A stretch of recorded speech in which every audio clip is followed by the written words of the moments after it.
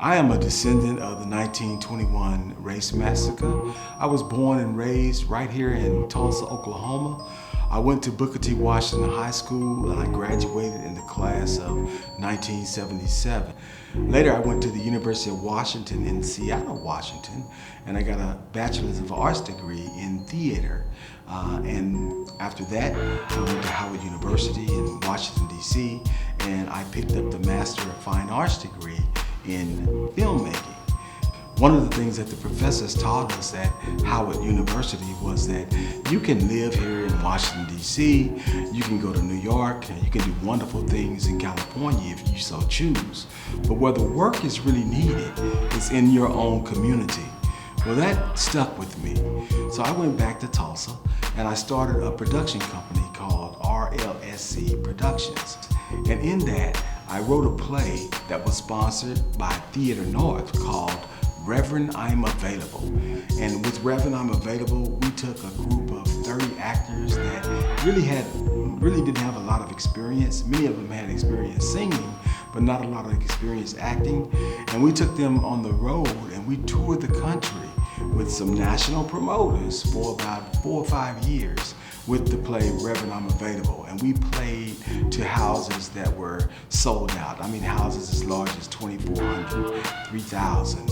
In places like Columbus, we played the Palace Theater in Columbus, Ohio, Washington, D.C., Birmingham, Orlando, Tennessee. We played Knoxville and Nashville, all over the country. It was a very, very exciting time. And then I decided to get a real job. I got tired of being in and out of the hotels and in and out, on and off the bus.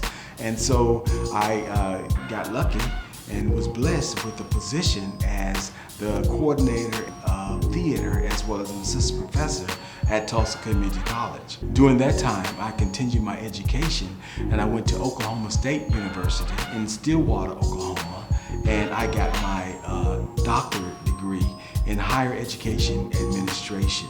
From there, I went to Berea College in Berea, Kentucky as an assistant professor, and later I came back to Tulsa and I went to Tulsa Public Schools as an administrator, and later I started my own school. It's a charter school called Langston Hughes Academy, in which I was the founder as well as the principal and superintendent.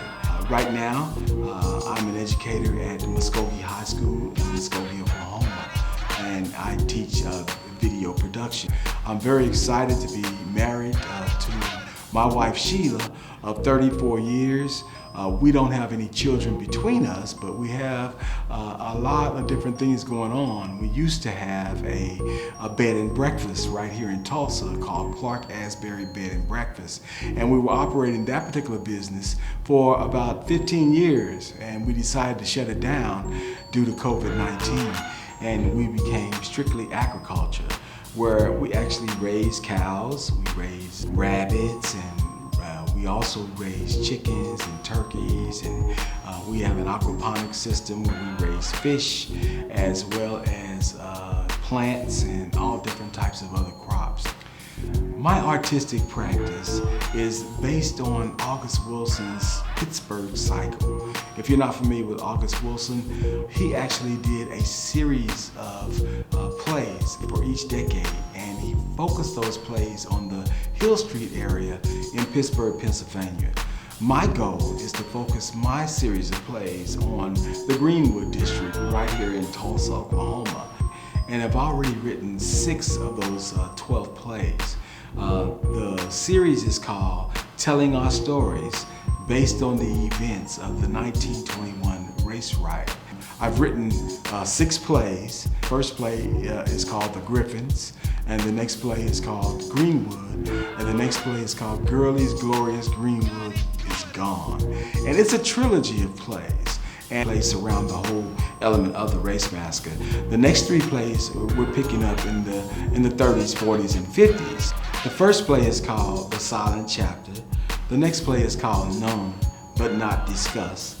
And the final play is called Nothing, Not a Word in Tulsa. Now I'm working on the next series of plays, which it will be volume 3 as well as volume 4. Now, one of the unique things about all 12 of the plays is that one character stays there the entire time. And that particular character is a young girl who actually sees her family getting massacred, and she's the only survivor. And so we see her go through all the years up to 2021, where she is one of the final survivors of the 1921 race massacre that is still alive. I'm just very excited about being a part of the Tulsa Artist Fellowship and being able to present those plays in such a fashion that it really will be able to enhance not only the people here in Tulsa from an educational, entertainment, informational aspect, but also to be able to do those same elements for people throughout the world.